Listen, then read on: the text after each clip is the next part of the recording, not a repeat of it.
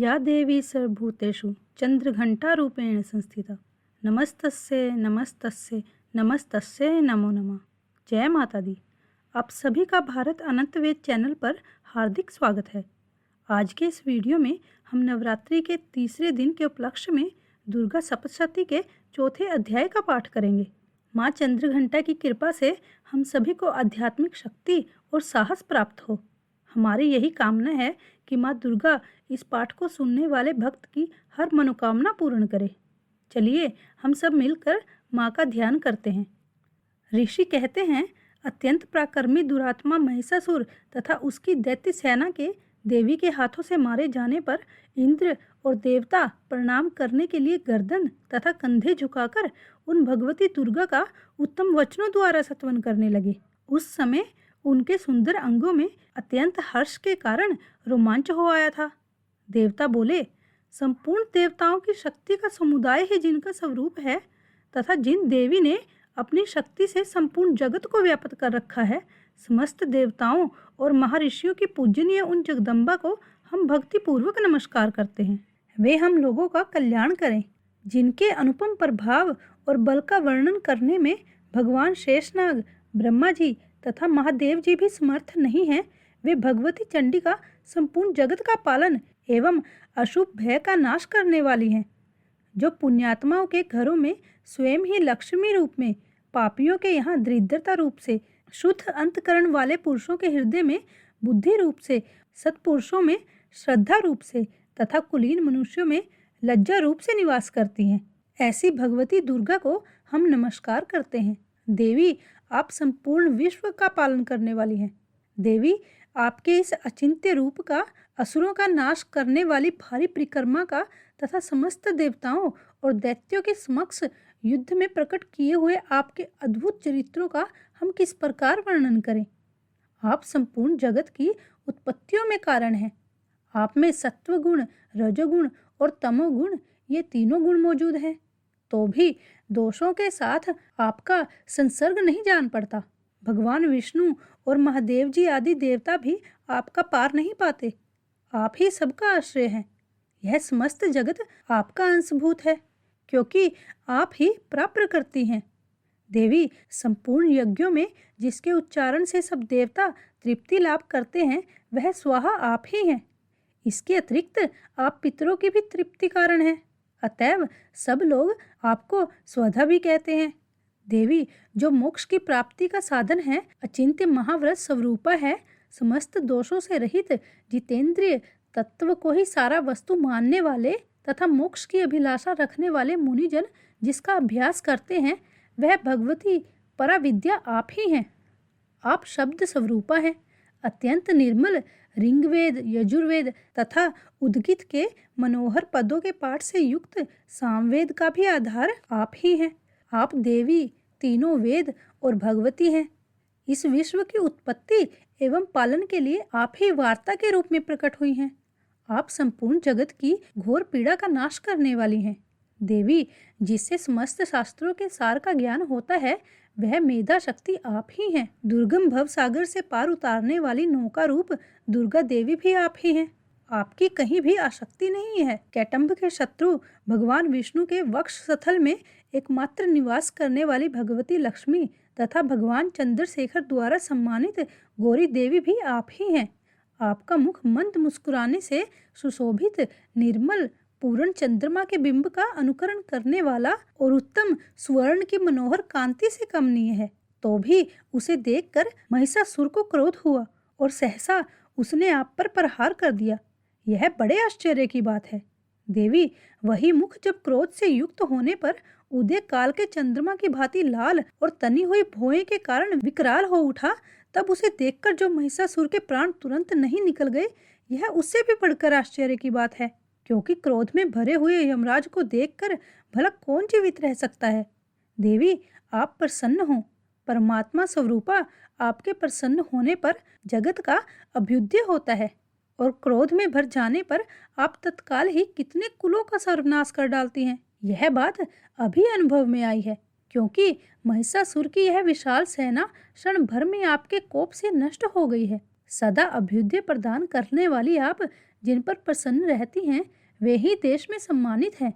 उन्हीं को धन और यश की प्राप्ति होती है। उन्हीं का धर्म कभी शिथिल नहीं होता तथा वे ही अपने हष्ट पुष्ट स्त्री पुत्र और भृत्यों के साथ धन्य माने जाते हैं। देवी, आपकी ही कृपा से पुण्यात्मा पुरुष प्रतिदिन अत्यंत श्रद्धा पूर्वक सदा सब प्रकार से धर्म अनुकूल कर्म करते हैं और उसके प्रभाव से स्वर्ग लोक में जाते हैं। इसीलिए आप तीनों लोकों में निश्चय ही मनोवांछित फल देने वाली हैं। माँ दुर्गे, आप स्मरण करने पर सब प्राणियों का भय हर लेती हैं और स्वस्थ पुरुषों द्वारा चिंतन करने पर उन्हें कल्याण में बुद्धि प्रदान करती हैं।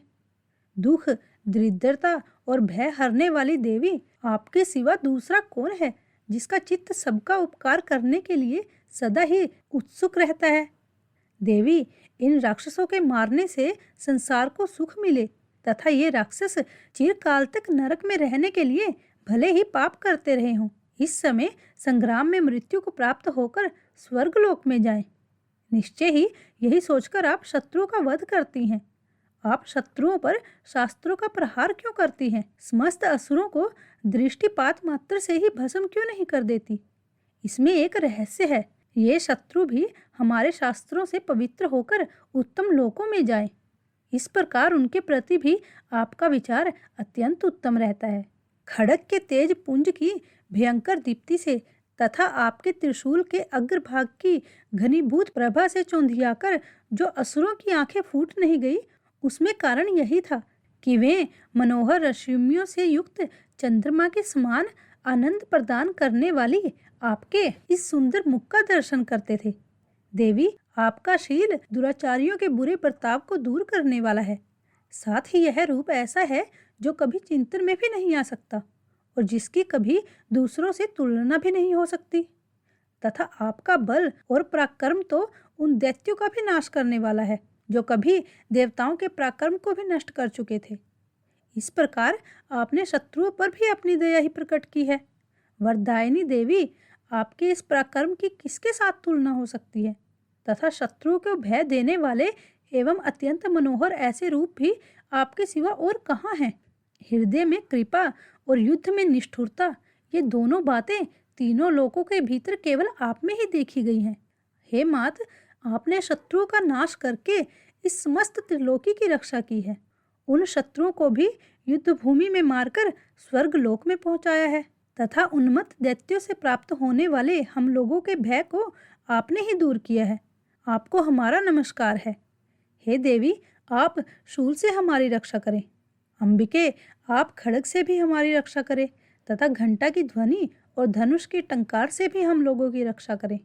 चंडिके, पूर्व, पश्चिम और दक्षिण दिशा में आप हमारी रक्षा करें तथा ईश्वरी, अपने त्रिशूल को घुमाकर आप उत्तर दिशा में भी हमारी रक्षा करें।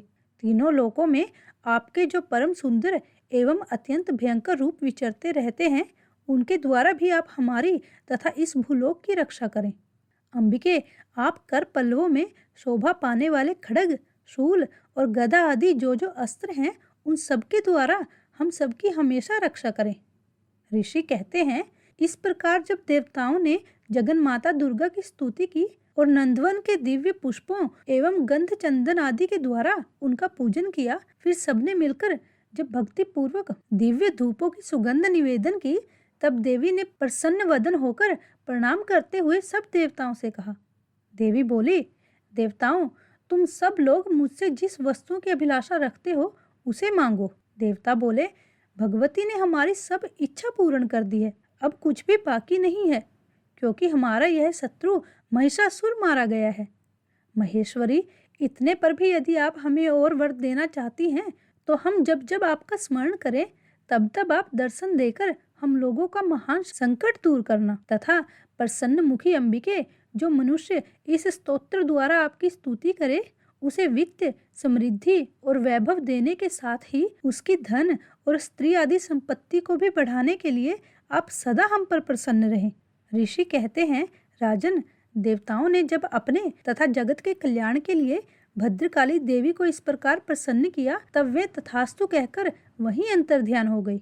भूपाल, इस प्रकार पूर्व काल में तीनों लोकों का हित चाहने वाली देवी जिस प्रकार देवताओं के शरीरों से प्रकट हुई थी, वह सब कथा मैंने कह सुनाई। और अब कल के अध्याय में देवताओं का उपकार करने वाली वह देवी दुष्ट दैत्यों तथा शुंभ निशुंभ का वध करने एवं सब लोगों की रक्षा करने के लिए गौरी देवी के शरीर से जिस प्रकार प्रकट हुई थी, वह सब प्रसंग मेरे मुंह से सुनना। मैं उसका तुमसे यथावत वर्णन करूंगा। हे माँ अम्बे, जैसे आपने सब देवताओं के संकट हरे और उनकी मनोकामना पूर्ण की, वैसे ही हम सबके संकट हरना और हमारी मनोकामना पूर्ण करना। जय माता दी। आपको आज का यह पाठ कैसा लगा? कृपया अपने विचार हमें अवश्य बताते रहिएगा। आपकी प्रतिक्रिया हमारे लिए बहुत महत्वपूर्ण है। अगर आप चाहते हैं कि श्री दुर्गा सप्तशती पाठ के चौथे दिन की वीडियो की नोटिफिकेशन आपको सबसे पहले मिले, तो कृपया हमारे चैनल को लाइक करें, सब्सक्राइब करें और बेल आइकॉन दबाएं। जय माता दी।